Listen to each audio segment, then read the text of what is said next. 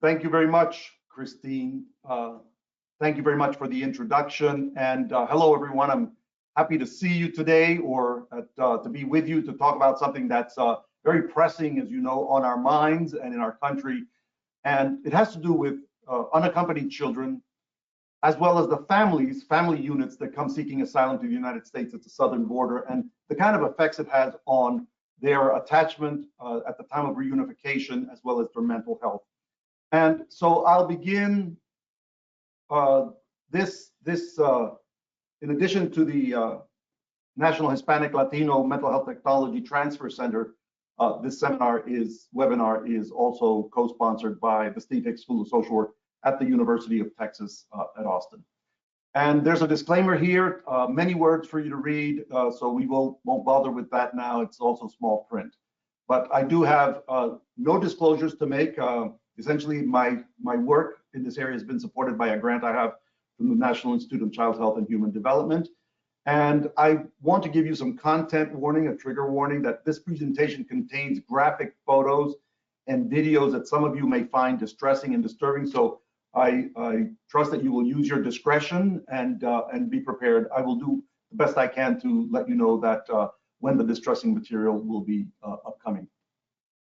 So I want to talk about a few things: what it means to be asylum seeking, what it is about unaccompanied children, what are unaccompanied minors, family units, what happens in apprehension and detention, and then what happens to children's mental health development and attachment. So I'm going to try to cover all these topics and give us time to have a question and answer at the end. I think we all know that at the foundation of any and all relationships is attachment and the bonding that goes on between a child and its caregiver. And we know that this is what sets us up for life, and it influences all of our relationships after that. When we find some disruption in this area, it does have effects. And so we need to think about attachment, bonding, and disruption, and what it means to the children's mental health in the context of unaccompanied children, minors coming from Central America.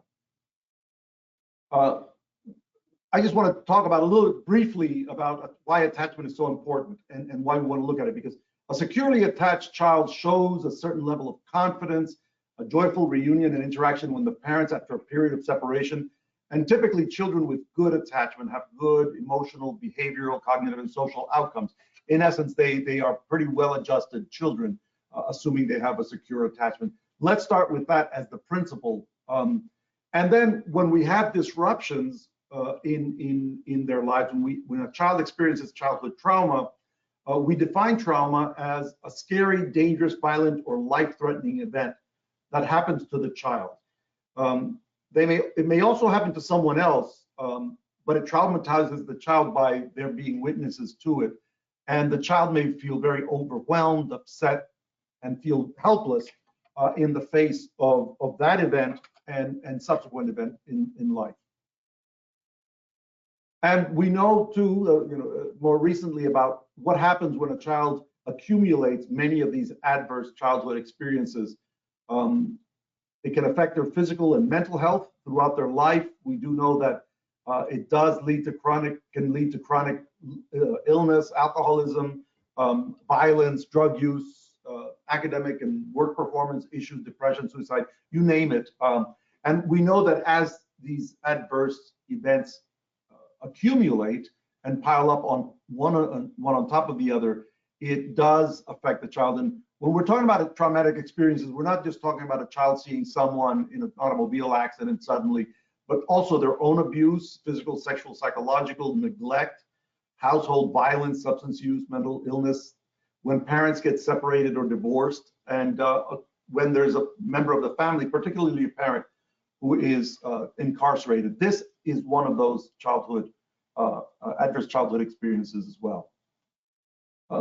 And when we talk about the unaccompanied children or those who come in family units, we really have to separate out what happens, what the traumatic experiences are in their home country while they're in transit, and what happens to them once they arrive here.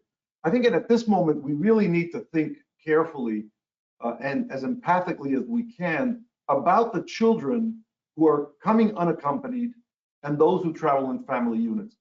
So we have children as young as 5 years old who sometimes are led by a sibling who might be only 10 years old or 10 years old. And we've seen pictures of those at the border. Those children are particularly at risk for all sorts of violence. The family units are also at risk, but because of the presence of an adult, typically a parent, a mother or a father, they at least have some protection. But the unaccompanied child is at far greater risk in any of these three points of the migration and the trauma that comes with it. When I've seen pictures at the border of young children, I think of my own children, just crossing the street in a small town that with safe, kind of safe streets and not a lot of traffic, and I was mortified as they crossed the street. And here are children whose parents are thinking about the long trek that the children are traversing and the dangers in that process. In the next slide, I show you here, this is some of the unfortunate images that we see all too often in Central America, in the Northern Triangle countries of El Salvador, Guatemala, and Honduras.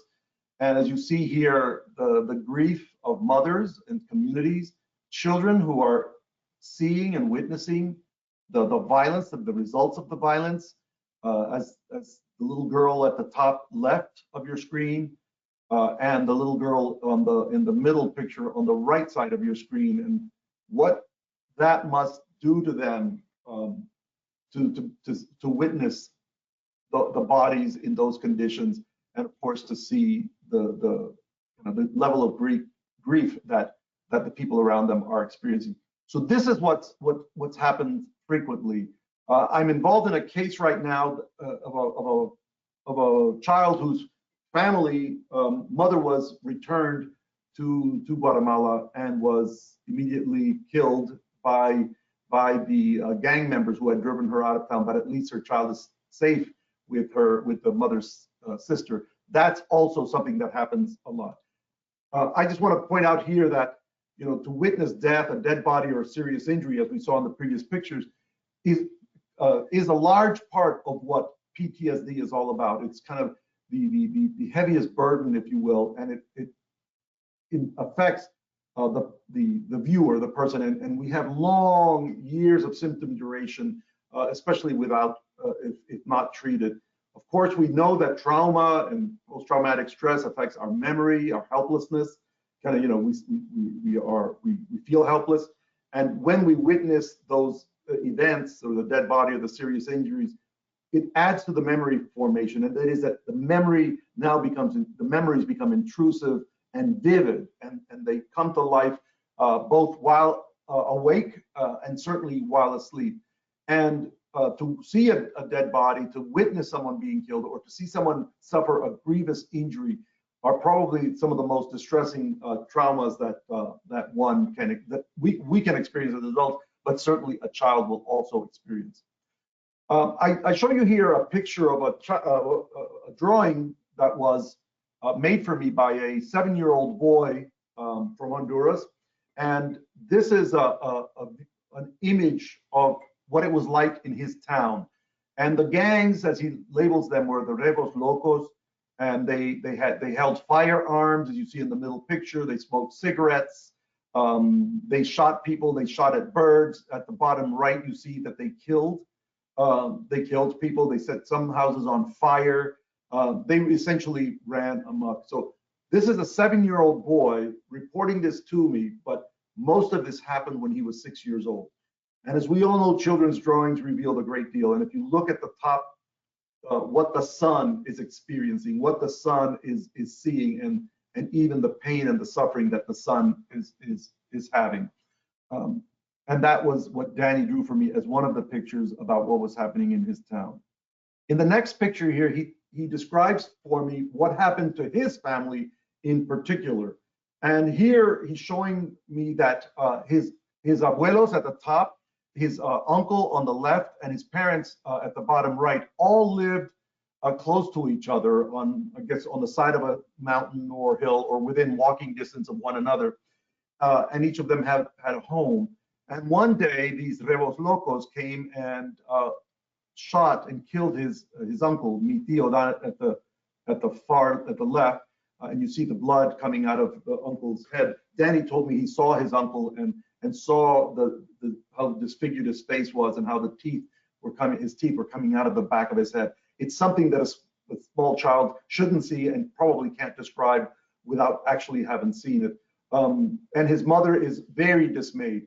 The drawings were made by Danny while he was in a detention center in South Texas with his mother and his older brother. They had fled. The father had fled with them, but couldn't make it because he's a single leg amputee. As you see there, he has one crutch and only part of a leg. This is the kind of trauma that Danny experienced at the age of 6. By the way, these gang members also beat Danny up very severely, and he was a mere 6-year-old child.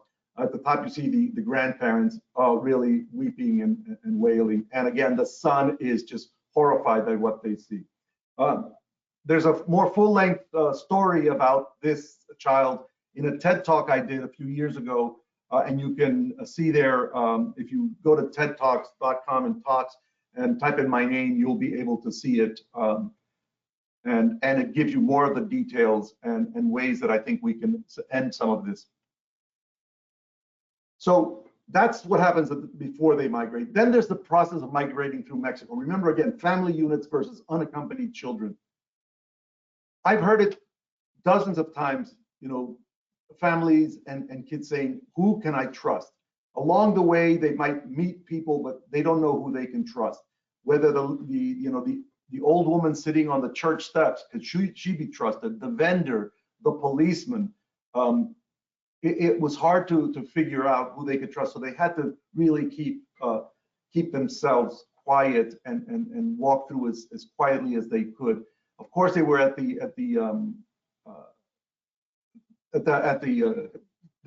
coyotes and the criminals and the organized gangs took advantage of them, extorted them for additional money, did all sorts of things. In some cases, the families and children would witness the death and violence upon others. They were themselves victimized, often imprisoned while the family sent more money so that they could, for the ransom, so that they could be moved on. All sorts of deprivation, intimidation, physical abuse, and sexual assaults. It was, every time I heard these stories, it caused me great pain, because you can imagine what it must have been like. And of course, it was this constant depravity and danger that they faced. And that happens through their migration through Mexico. When they arrive at our borders, they're immediately apprehended, either at a checkpoint or between checkpoints by ICE, Immigration and Customs Enforcement, or Customs and Border Protection. And I imagine most of you know about that process, and that's not what I want to describe today so much as I want to talk about the behavioral effects. But this is what happens to the families. They're put in hieleras, as they're called, ice boxes, they fittingly call that. And you see that it's cold. It's kind of what one might see in a locker room in a high school, with open showers and tiled and concrete rooms. And in the back there, you see a half wall. Behind that is a toilet that everybody has to use. In the bottom picture, you just see a glimpse of the commode. So when you are going to the bathroom, you're exposed, and everyone sees what you're doing, and that adds to the humiliation. These places, these hieleras, are called hieleras or iceboxes because the temperature is intentionally kept low in the 50s, and the lights are kept on 24 hours a day. And you see, other than the foil that is given to them to cover up, there's not much else. The folks in these pictures are wearing the very clothes that they arrived in, and they are usually held for 48 to 72 hours and then moved to a detention center where things start improving, although not greatly. And so that's what the families often experience. We've seen more recently what happens to the unaccompanied minors. This year alone, this month, some of these images have been coming out of the children who are arriving at our border unaccompanied. Again, they do not have an adult crossing with them, and you can see how young they are in the pictures here. And think about what that means, what those little eyes, those minds, those hearts are experiencing as they come and they're placed in places like this. The people in uniforms and buses and these cages that they're put in. Yes, they will be better fed than they were on the road. They will have some comforts, but we do know that it has not been easy in these first few months as this increase in children has been seen, and the government trying to create places that will serve them and where the kids will be protected. What happens when we have a child is separated suddenly from their parents? I want to touch here on attachment. So what we do know is that when, as I mentioned earlier, a securely attached child has a certain level of confidence and joy and runs into their parents' arms upon reunion. But when separation is traumatic, when it disrupts the child's connection to their caregiver, it affects their behavior and their minds. We have reactions, what we call insecure attachment. And there are two types that I'd like to draw your attention to that will affect family units who have crossed the border and have been separated, as they were in 2018 very severely, and then children who are unaccompanied, who have all those sent forth by their parents or traveling on their own to find their parents in the United States might suffer. One of these reactions is called insecure-avoidant. That is, instead of running joyfully to the parent at the time of reunion and attaching to them, the child expects rejection from the parent when they see them, in part because they feel that the parent abandoned them in the separation. Though in 2018, the children did not know why the separations happened, most of them, at least the younger ones, they thought that it was that their parents had abandoned them. And so you can imagine months later, weeks later, they develop an avoidance or a reaction to the parent in which they display this avoidance instead of seeking proximity. Remember, the securely attached child runs into their parents' arms. This child is hesitant and tries to avoid the parent because they're afraid of being rejected again or some kind of conflict emerging or suddenly arising with their parents. So that's one form of avoidant attachment, a reaction. In this case, this is back in 2018.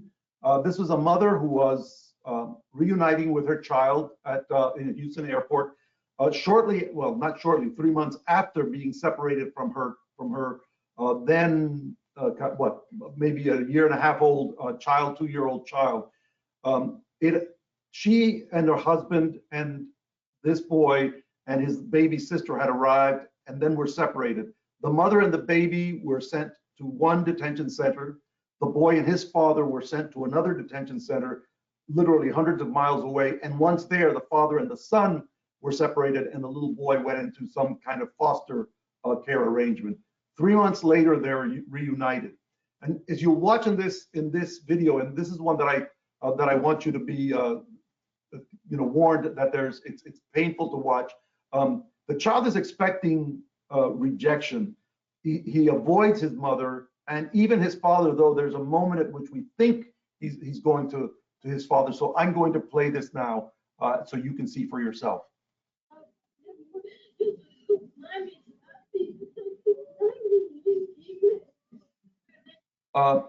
Can someone tell me, are you able to hear it? Someone in the control room? Yes, we can hear it. Thank you very much. I want to make sure that that's playing loud enough. I'll do that. So I'm going to start again. I'm sorry, just so that you can get, you see him.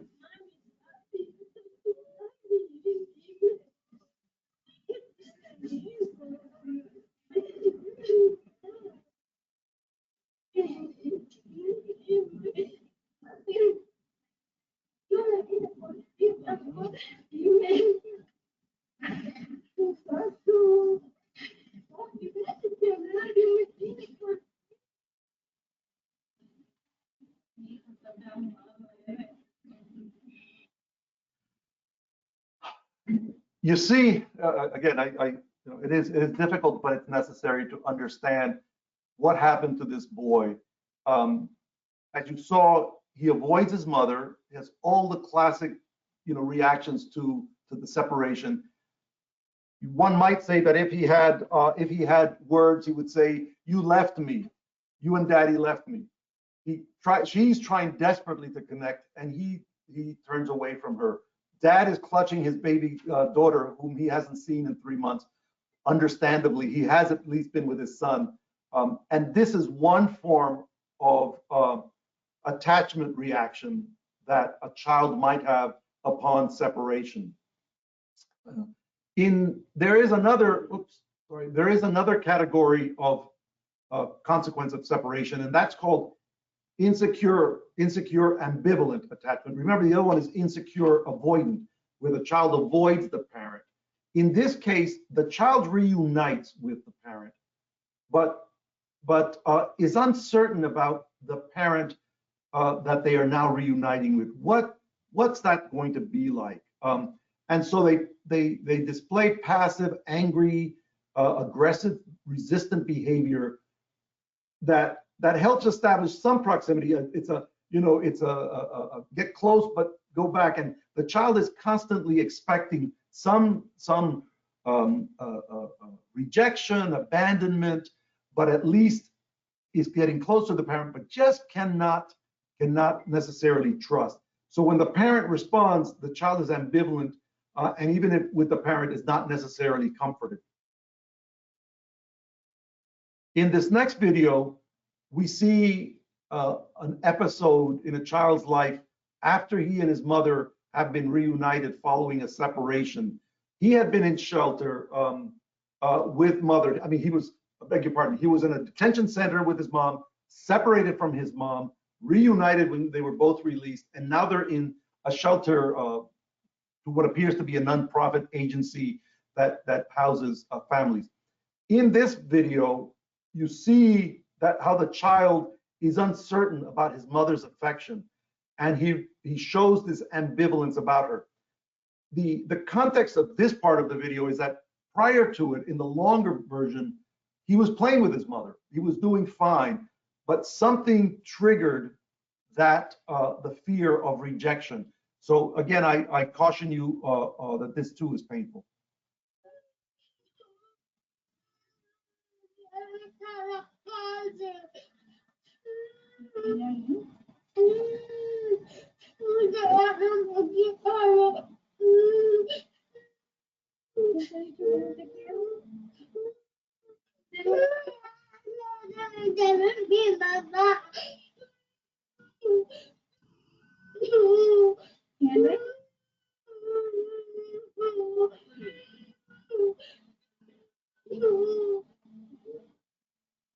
Toda esta separación fue muy larga, mi vida ha cambiado mucho. Con tanto trauma. Ya no quiero ser tu hijo, ya no soy tu hijo. Once again, you see how a child who has been separated doesn't really know how to interact with his mother. This is one form of the attachment, the insecure attachment following a traumatic separation. And again, it's important to know, in this case, these were boys who were separated from their parents, but we would expect something similar for those children who have had to cross the border by themselves. They may have a slightly different understanding, and of course, as they get older, we expect that they will have better understanding of why their parents aren't there. But in these cases, these are young children at the we're at a point in their development that in which a separation of this nature will have severe effects on them, particularly if it goes unaddressed. Now, we do know that there's this thing called active attachment disorder, and some clinicians will recognize this, and it typically relates to an inhibited, emotionally withdrawn behavior toward the parent. And this may be a way to think about what we just witnessed. There's a limited positive affection or affectivity with the parents, the inexplicable irritability, sadness, or fearfulness. And as you saw in the second video, the sense that he doesn't love his mother, that she is not my mother, you are not my mother, because the child harbors this anger and is reacting to the separation. And again, it's often found among children who have been neglected, deprived, who have had sudden changes of caregivers or times in unusual settings. And even now in those tent cities, if you will, that the unaccompanied minors are being held in, although they're supposed to stay only for 72 hours before they're moved on, even that amount of detention can have serious effects on children, particularly after having gone through what they have gone through in the trek to the US border.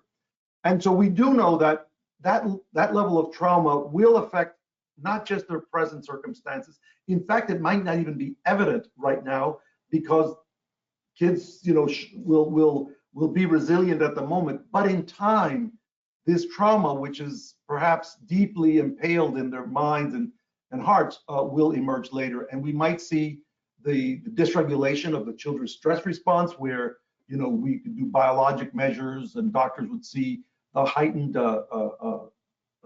responses physically to trauma or to anxiety.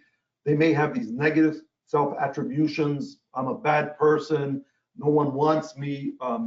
They may have less hope for the future and expect much less for themselves and of themselves. They may not know or be able to regulate their self-esteem about, how good I am or not, how effective I am, efficacious I am in my world. And we do know that at a young age, these traumas, these hardships, do affect brain development and the architecture and wiring of the brains. And so that, I think, also leads to the intellectual, cognitive impairments, the social, psychological, and ultimately academic and impairments.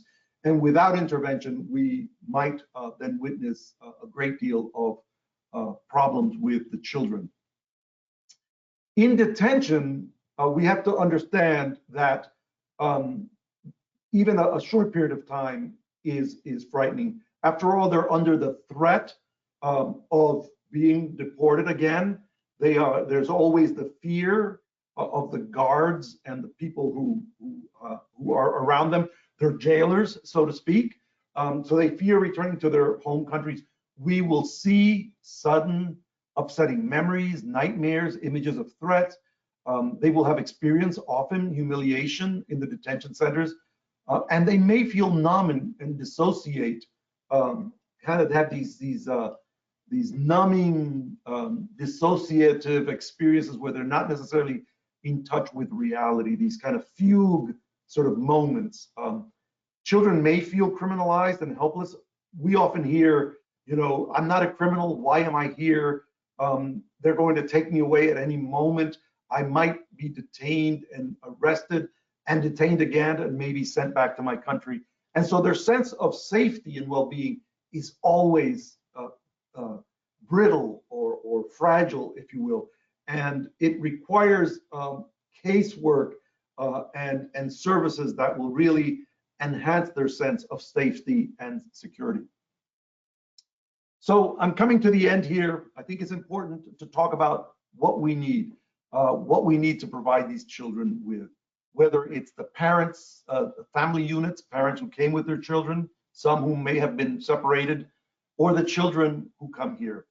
Of course, the first thing we need after that harrowing trip and travel, it's not even a trip, it's this kind of epic journey that they will have undergone, is be treated well, humanely. Let's provide nutritious food, warm, comfortable, clean shelters. That's what's important. Early on, in my experience, dating back to 2014, in working in the detention centers or working with families in detention and post-detention, it was the lack of good food, of nutritious food comfort and warmth. Families were kept in cells with other families and would thereby not really have what most families have in the privacy of their home, where parents can cook and monitor their children, discipline their children, undertake the rituals that all families do, whether it's saying prayers at night, household chores, when they do their homework. Those sorts of things are missing, and a parent cannot really be a parent. And what happens is that their parenting is undermined, and sometimes the roles are reversed. The children witness their parents' disempowerment at the hands of the guards and of the system. So that's where we need to begin in these services that are now popping up around our southern border as the present administration tries to handle the children and the influx. Of course, medical care. These children will need medical care both for pre-existing illnesses, injuries and illnesses they may have suffered along the way, and whatever they might contract while they're in the detention center. And it's important here to note that it's not just the medical care that's needed, but the creation of a medical record, preferably an electronic medical record, that can then follow these children to their homes of destination, whoever is sponsoring them, which is often their own parents who are in this country, relatives, aunts, uncles, grandparents, close family friends who are expecting the child, and sometimes into the child welfare system. But by establishing a medical record, dental records, now those can follow that child to that destination, and the pediatrician or family doc there, or the dentist, the nurse practitioner, at that point can pick up with from where the child was when they arrived, whether it's days or weeks earlier.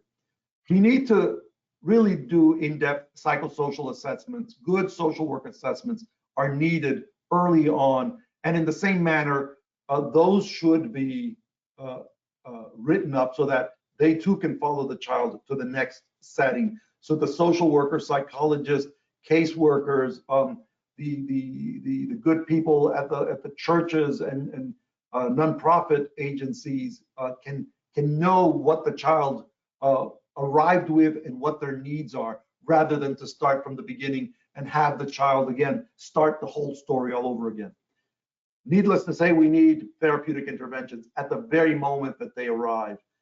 These children who have either been with a family or come alone are really in terrible condition, and they need to be immediately treated, given some kind of first aid, mental health first aid, to make them feel secure and assure them that their life they are now in a place of safety and security, and that things will be more predictable now than they were in the past.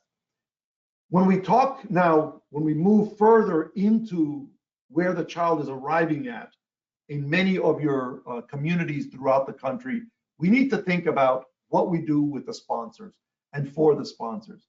We do need to think about the psychoeducational services that parents will need.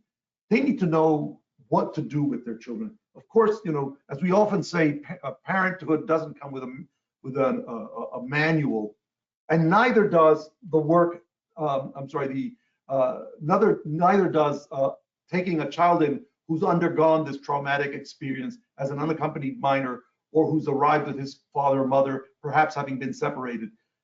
So we need to help families understand what a child would have experienced. This is, information that they need to understand child development, why the child reacts this way, so that they understand it and not necessarily take it personal, if you will, and thereby sensitize and inform the parents. Also inform them about what services they can get in their community. One area that's very important, and we would see it in both of the video, in the families of the two videos that you just saw, and in others, that we may need to do a great deal of repairing of the parent-child relationship. And that starts by simply letting families be together, play together with individuals who have been, trained to work and understand how the healing process unfolds when a parent and a child are reunited in a secure environment. And we need to be prepared for that. You can imagine that the mother in the first video will be possibly chasing after her child around the home to try to bring him closer, to try to repair what she sees. And perhaps that might not be the best thing for her to do. It's a natural response, but maybe we need to help her work with that child slowly, patiently, bring them together, engage the mom and the child and the father and the little sister together, but and repair that interaction. Have the family either create new ways of being together, new rituals, new routines, so that they can form, reform their family, and even try new ways of acting as a family. For the children as well as the parents, we need to do deep educational assessments, and those can start at the border as well. And if done by teachers and other educators at the border in the first stage, in the early stages of their detention, there too, we can ask what school they've completed, how much schooling, maybe some basic tests of reading and writing and mathematics, some spatial, kind of visual spatial testing that will give us a sense of the child's perceptual, motor integrity and things like that, that could be identified early so that when they arrive at the school that they are destined to arrive at in their communities, there too the teachers can be prepared for those children, and the academic or educational interventions that are necessary can take place. Ultimately, we need to find ways to integrate children and families into the communities into which they arrive. Connections to churches and local services and activities for the children, and places where families can get together and share food together, maybe cook together and watch the children play. Arts and crafts activities, sports activities, dancing, any type of instruction where children can meet others. In the research we've done with primarily these are U.S. citizen children whose parents have been deported. One of the key elements that they have told us about is a sense that they don't belong. They don't belong in their countries of origin because the bad guys there, the gangs, drove them out. And then they don't feel like they belong here because they're being told to leave, that you're not of us, you're other, you're inferior. And children are left without a sense of belonging. And think about that that is probably one of the most difficult existential problems any of us can face, is not having a sense of a tie to a place, to a community, to activities that allow us to be who we are and know that we're doing it in the community. And it's really very vital that we work on this, and that the communities that they come to, we know that it's not necessarily the case that all members of a community will welcome our asylum-seeking children and families, but those of us who do care and want to give the best services and help them heal and arrive safely, those of us who do welcome them can help improve their lives going forward. Thank you very much. I appreciate the chance to share these ideas with you. I'm open to questions. If you want to get in touch with me, here's my email, and I need to also share with you this. And with that, I will stop and open it up for questions, discussion, and we'll take it from there. Thank you very much.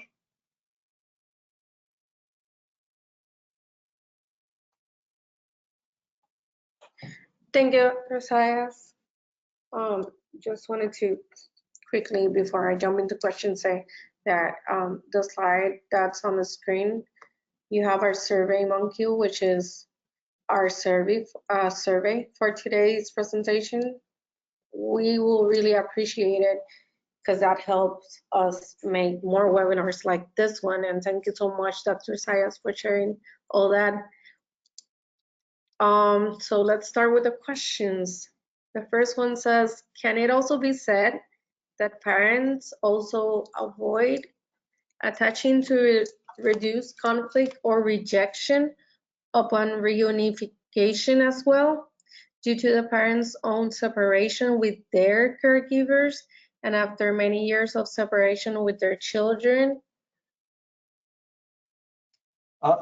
Yes, that's a very good question, and it does speak to a larger issue.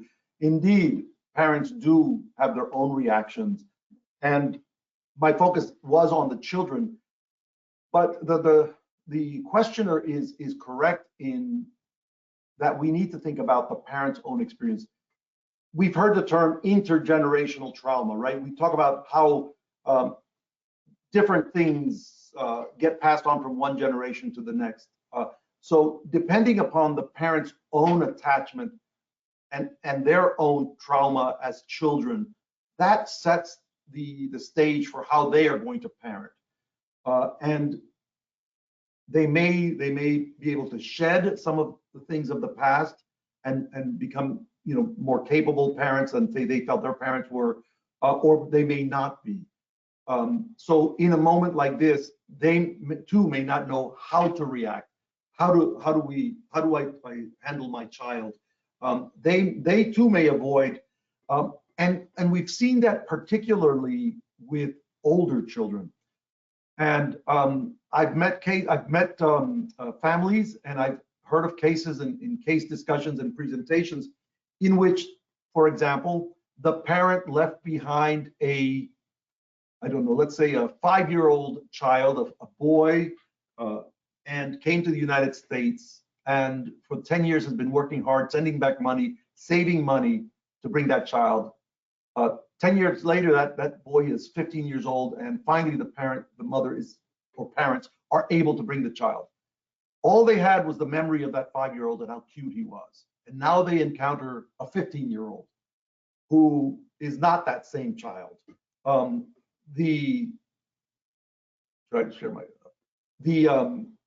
So that they're now encountering a child who's been raised by someone else under different circumstances, physically mature, and that often causes friction.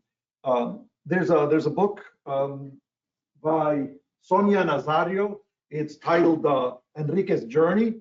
It's about a boy who comes seeking his family, and while we think it's going to be bliss upon arrival, that's certainly what he expects, but in effect, it wasn't, because everyone had changed. We've heard families in which the parent has now remarried and may have a new family. And so this child is meeting for the first time step siblings or half siblings, I should say. So all of this, impacts the parent as much as the child.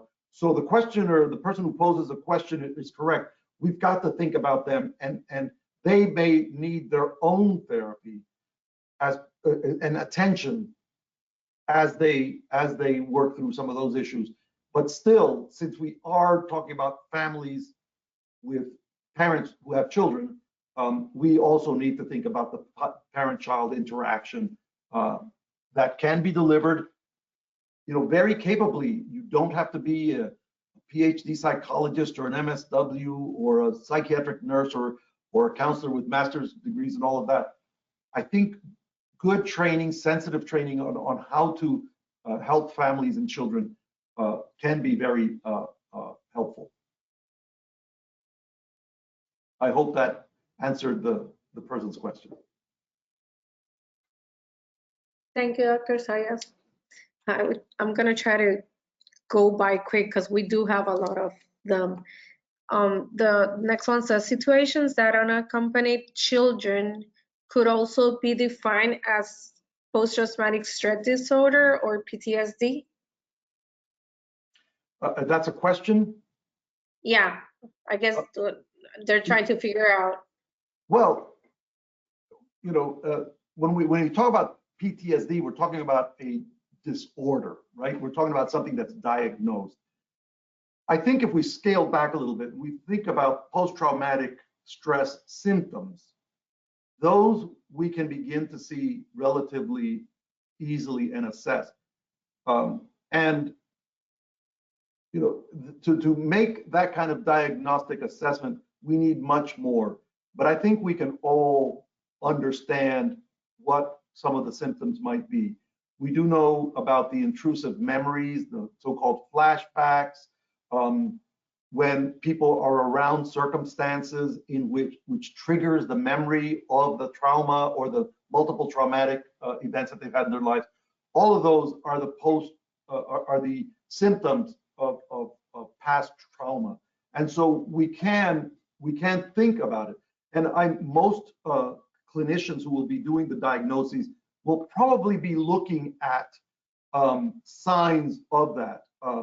We all start out by wanting to hear the story. We shouldn't begin the diagnosis with a priori conception that this is post-traumatic. Let's collect the information. And as I say, I think most of us would recognize some of the trauma and the effects and the symptoms in children that we see. I mean, we can witness it almost every day in our world. Hope that helps. Thank you, Dr. Sayas. Our next one says, how long is the reunification process? The reunification process, that depends. I wish we could say it's very soon, but right now we have a situation, and let me start from now and go back. The law says that the children may be kept in custody for 72 hours. We know for a fact that that's not happening, and it's not necessarily the government's fault. Children arrive, they should be assessed and ask questions about their family so that the social worker or case managers can contact the family at the destination city, contact them, do essentially a safety check, right, a home check to ensure that this is a family that can take the child and is awaiting the child and will love the child and protect them. So that will take time. We cannot say how soon that would be. It might very well be that the family is ready, anticipating it, and within 24 hours after the child's release, they're together. That may be, but it also could take weeks, if not months. And especially for the young ones who may not, have with them the knowledge of where mom and dad or their families, that's going to take longer. In the past, it was much longer because the government, at least the administration in power at the time, did not really work actively to connect children to their sponsors, as they're called. In fact, I was involved in a case, a federal case that involved the Office of Refugee Resettlement, in which the director of ORR was making those decisions in Washington for every child that was in custody. And you can imagine how much that would delay with the hundreds of children in places across the country, and this director wanting to make all the decisions himself. That caused a real problem, and so you can see how that might be. So the reunification process, we hope it will get better. I think we need really good services on the ground to make the connections with the sponsor families. Thank you, Dr. Sayas.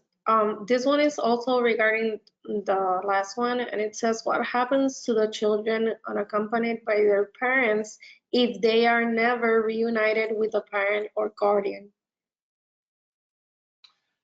I'm afraid that's outside of my level of expertise, but in the few cases where I've seen that the children are placed into the child welfare system, and ultimately placed in foster homes, I should say, and placed or put up for adoption.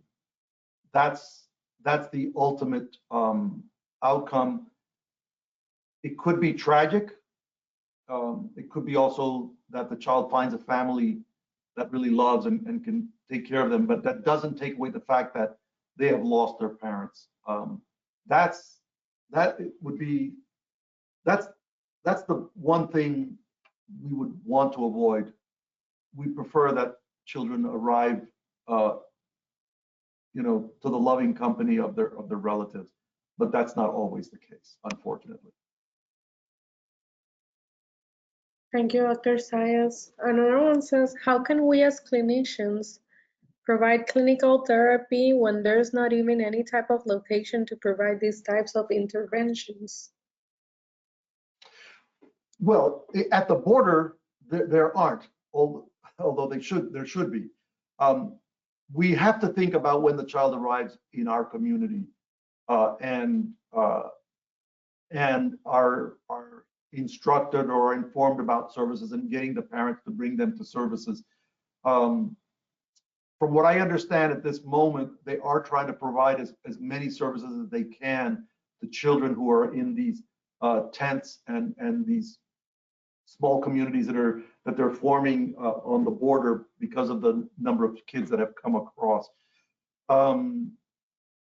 So the therapy it would be great to be able to provide some immediate triaging on the border, but I think the long-term work will have to be in our communities, in the agencies that serve these children and where they'll be coming to. And it's there that we need to really build that trust, because these kids will have been families who came together, or children who are unaccompanied will have had awful experiences with people along the way, what they've witnessed, the deprivation, water, food, kind of showering, cleanse, personal hygiene, all of that is awful. And I think we need to start, that early triaging there, and deal with the more sustained, ingrained or internalized problems once they're in our communities.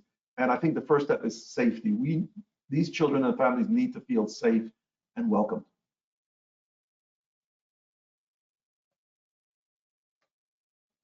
Thank you, Dr. Sayas. Another question says, if you have a list of organizations that are offering voluntary work with the children and family, for example, like an international Amnesty? In many places around the country, the Children's Defense Fund has offices. They typically has chapters. That's one place to start. They do really good work. I can only speak for my area. Here locally, we have American Gateways, which provides legal service.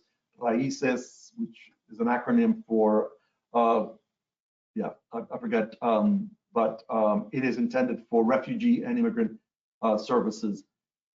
They provide the initial legal service and then make referrals to the local services. Churches are always a good place to have people go to.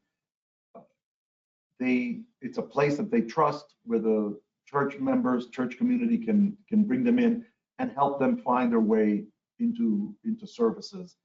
So every place is different. Admittedly, though, in urban areas, we're more apt to find those services than in rural areas. People will have to travel farther away to get those services than if they're in cities where they can find services more quickly. But I think it really, if you can find your local United Way, will have a list of the services in the community, and it will say whether they serve refugees, asylum seekers, or other immigrants, and that would be the best way to go. Thank you. The next one says, in my work with families coming from detention center, mom tells me children want to know why they were treated so badly by the guards. Moms fear to tell them they were bad people and hate the child/family for coming here. This creates a new layer of secrecy in the family. What's your recommendation here? You know, thank you for that question. It's understandable that the parent would not want to pile on additional burdens on their children, so they may not say those things, although the child is clearly sees them. I spent I made many visits to the Carnes Detention Center and saw the rather rough, gruff treatment, verbal treatment that guards gave the parents and the children. And the children were fully aware that they were being treated badly, and sometimes slurs, ethnic, racial slurs were cast. Other times they were demeaned by the guards. Of course, not all of them. There are some good people there, but while the parent may try to protect the child, it's understandable. But I think that has to be addressed later, not early on upon arrival, because at that point they're all making the adjustment. So it may be necessary at that point for the parent not to join the child in seeing everyone there as bad, although it's a hard call to make, and I hope that gives you some sense on how to handle that situation. Thank you, Dr. Zayas. And our last question would be, how can public schools best serve unaccompanied children? That is a question for a full webinar with other folks who know something more about the school. But the schools that I've visited where they have refugee children, asylum-seeking children, some of what they do, of course, is they place those kids in classrooms where they can be together, where they begin to learn the language and learn the culture of American schooling, and be assessed for the level of language abilities in both their original language and the new one. But we do need to be sensitive to the trauma and the psychological reactions that these children will bring with them. So it's not enough that this child is misbehaving just because, but that they may be misbehaving because of what they have suffered along the way. And I think schools have a particularly important role to play. And schools have a great opportunity. There's one thing about families. They will go to a social service agency very willingly. They'll go to church. Schools are like that. They'll feel safe. They don't necessarily like psychiatric clinics or where anything that's mental health. But a lot can be provided to families in schools, to the parents. Take, for example, I mentioned psychoeducational programs for the parents, where they can be brought in, and children who are reuniting after having been unaccompanied minors, reuniting with family members, forming groups of parents and running groups to help them understand the child. The same thing, having groups for the unaccompanied children, so they too can understand their experiences and the experiences of a receiving parent or loved one. I think those are the sorts of dynamics that can be done within the school, and because of families, respect educators and schools, that would be a place that they would certainly feel safe, and that it's being done in their best interest. Of course, social service agencies can provide the same, but the difference is that parents do come to the school to pick up the child, to drop off the child, to pick up the child, and there's much more interaction in that regard. So that's something that schools can do, among many other things. Thank you, Dr. Zayas. I wanted to mention some of the people in the audience. Sorry, we're asking for your email once again. Let me help you with the webcam. I don't know if you want to go back a slide, but at the same time, okay. There you go. Yeah, you can. At the same time, there, and I'm happy to talk with you. just before I arrived on this this webinar, I was in immigration court over the phone in Buffalo, New York. I was here in Texas, of course, giving testimony on the potential of a parent being deported back to Guatemala. And so I do this a lot, and it's something that I'm very passionate about and gives me a great deal of reason for doing what I do, and satisfaction when we achieve change and help people. Thank you once again, Dr. Sayas. And I just wanted to remind everybody, because some people have been asking about the handout. We're going to be sending that to your email directly, so be on the lookout for that one as well. Dr. Sayas, I don't know if you want to say something before we close. Well, no, thank you very much, everyone, for coming today. I really appreciate the chance to tell you, to talk to you about this this very passionate issue, and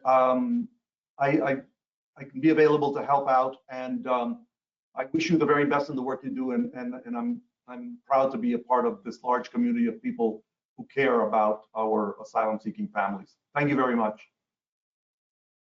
Thank you, Dr. Sayas, and everyone have a good day. Thank you.